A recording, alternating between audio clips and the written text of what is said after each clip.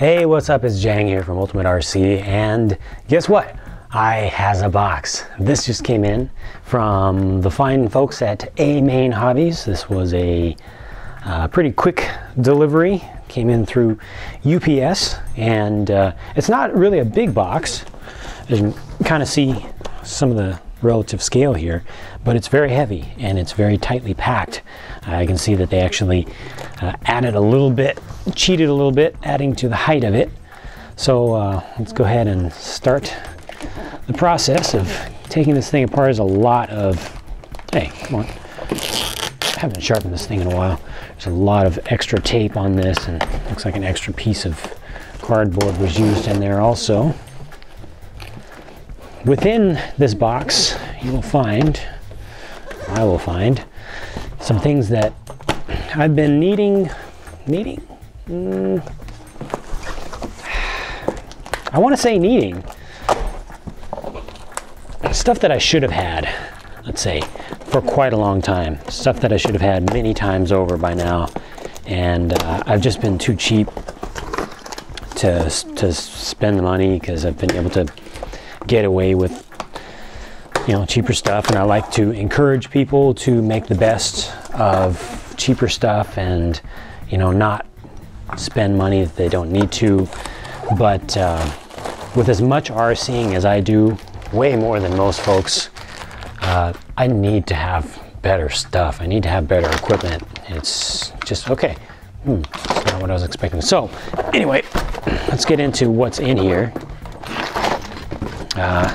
It's gonna be most convenient to just move this stuff off here quickly. And there's one more big thing in the bottom. Take that out off camera. There's my receipt. Things happening, things happening, things happening. And ta-da! This is what came in that box. More boxes and more packages. So I'll start with the most interesting thing. I'll just get right to that. Big charger, expensive charger.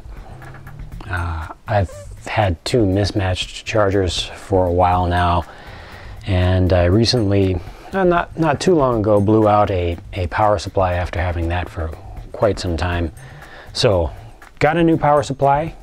That was fine, but I was still dealing with these two separate DC chargers that were hooked up, different hookups, slightly different menus, just taking up a lot of space, and I wanted to get one single thing that I could get as like one unit in one place that I could put on one shelf and then put the batteries on another shelf, and that would just be it. Have way less wiring, keep everything more neat and stuff. And I actually went out and got a slightly even more expensive than this combo of a power supply and charger that I really wanted. I'm going to do a separate video on that because that was just a few business days before this video here is being filmed, and I used the thing for one evening and immediately decided that it was not for me. So that was a huge loss. Really painful, huge letdown. But I went off and did some more research and decided upon the Dynamite Passport Ultra Duo. I know there are plenty of chargers, cheap chargers that'll do 2 batteries at once, and there are cheap chargers that'll do 4 batteries at once. But there aren't any cheap chargers that will do 2 channels, 2 batteries, equally the same menu and everything, the same features, up to 200 watts per channel. 200 watts per channel. You do the math on that. Watts equals volts times amps. That's a lot of juice that can be put out here, and it's going to allow me to fast charge 2 4-cell batteries side by side if I want to. Hopefully this thing will work out, and I will have a long-term charging solution. Again, it's been a while since I had a long-termer, but I definitely need to have a dual because of how many how many RCs I run, and when I'm running I need to charge up a lot of stuff. So that's that. I'll do a separate video covering this guy. For now, I'm going to move that to the side and cover something small. This is a little soldering station. It's a third hands setup that AMain sells, and you just have to assemble it together. I'll probably do a separate video on that also, just to show it. Look like it's going to be really convenient for soldering together connectors, and even more convenient than the third hands setup that I have right now, which actually has 3 third hands on it. This one also has 3, but it looks to be a little bit more sturdy. But I'll show you how that works out. Like I said, separate video, really short. And then, believe it or not, I have not had a proper individual handle hex driver set ever, period. I mean, I had an old used set that was an associated, was it associated? I don't even know if it was associated. I believe it was, but it was an old one that was SAE only. Nowadays, well, actually for most of my RC life, SAE only has not cut it. So I've been using just tips, getting individual tips, and I put them into my drill / driver, and put them into a little handle and they interchange. But they've always got all these tips, all these bits laying around. And now finally, color-coded handles. I'll just have these in a little drawer that I can easily open right next to my workbench, where I assemble stuff and do most of my working on kits. And I'll be able to just grab one. These are quality, and the fully color-coded handles means that in no time I won't have to be looking and saying, wait, is this the, or is it the, what, oh, okay. You know, it's just gonna make life easier in the workshop for me. And then, so that's for the workshop, but then, and it's Associated. Now here's a low-C one, and Associated makes one of these also, but I wanted to get the low-C one, well, let's be honest, mostly because it has a black handle. This is gonna be my portable driver set, hex driver set. I've been using an OFNA handle, ratcheting handle, with a combination of OFNA and Associated bits, but this is going to be just one thing.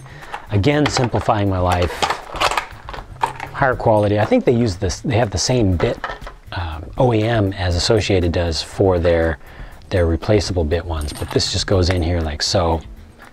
I believe that's it. Yeah. Okay, there we go. And then good. It has a nice bit of a seal on it, and you can easily make these out. And this is convenient enough that not only can I keep it with my box that I take with me when I go to the track, but see, it locks. That's something that the Associated one doesn't. But I can also just put this into my pocket if I'm out in the field and I'm going to be away from my full-scale vehicle, so that I can easily carry all the hexes with me. You know, that's easy to just throw in the pocket, and you know, it's not going to get stuck on stuff. It's not going to poke through the pocket. It's just very convenient. So finally, having one of these, very expensive. This was like 40 bucks for this thing. Painful, but I've used Associated tips, which are the same as these, for a while now, and let me tell you, they are good. They are quality. I've been through a full set of OFNAs. I've been through very quickly a couple sets of vintages, the ones that look similar to this, but Associated ones, which again, these are about the same. Good stuff. So a good investment there. Having good tools is always a good thing. Speaking of which, the last thing here is another tool, and I've been very happy with my soldering iron. I've got a Weller 80 watt, but you know, I've never had one of these. I've never had an actual soldering station. You know, I've got a decent stand and everything's working out really well, but I've never had a soldering station. I actually have a 30 watt iron also. I think that's a Hobbyco. You know, It's just a regular hand iron that I use for really, really small stuff if I'm working on circuit boards, or really, really tiny stuff that can't take a lot of heat. But my 80 watt has done great for me. I've only had to replace the tip once. I don't know how many years I've had that thing. I keep it in good shape, but now finally I'm hoping that this will work out. I got a cheap one of these things off of eBay at one point, and it was terrible. So I went with a name brand, that I trust, hoping that I'll be able to just get it and use it, and that'll be it. Of course, they do have replacement tips available for this thing also. 5-year limited warranty. I don't know what the limits are, but applies to temperature control unit only. So the base has a warranty. The iron itself doesn't, but I'm fine with that. So this goes up to a maximum of 60 watts, but I believe that these are pretty efficient, and you can see that it's got a nice thick root to the tip style, and it's relatively short. So I'm hoping that this will actually be able to deliver more realistic heat in a real world situation than a typical 60 watt iron just by itself. But even if it just does the same as a normal 60 watt, that's plenty. It's more than enough for stuff that I do. My 80 is really overkill, to be honest, but finally have one of these things, so no more playing around. And most importantly for me, with both this and the charger, well, actually, you know what? With these things too, to a small extent this, but mostly with all these things here, they're just simplifying the physical things that I interact with in my work quite a bit. Just getting rid of wires and improving convenience and allowing me to have cleaner workspaces wherever I'm doing my work on RCs. So that's it for this little haul video. Just wanted to show what was in there, and I will certainly do a separate video just showing how this thing gets assembled, so you can see what that's all about. And I'll probably do a small video covering the charger at some point, just very small, very short, not a full-on review. I just don't have interest in doing a full review of the thing. A review of a charger, a proper review of a charger generally comes down to just taking the user through the specs, which you can read online anyway, and the menu system, which is what a manual is for. So not a lot of value to doing a full review, but I will show the thing and report back on how well it works for me. I'll probably do a little unboxing on this thing too, but these are just to use. So that's it. Thanks for watching, and I'll talk to you again real soon.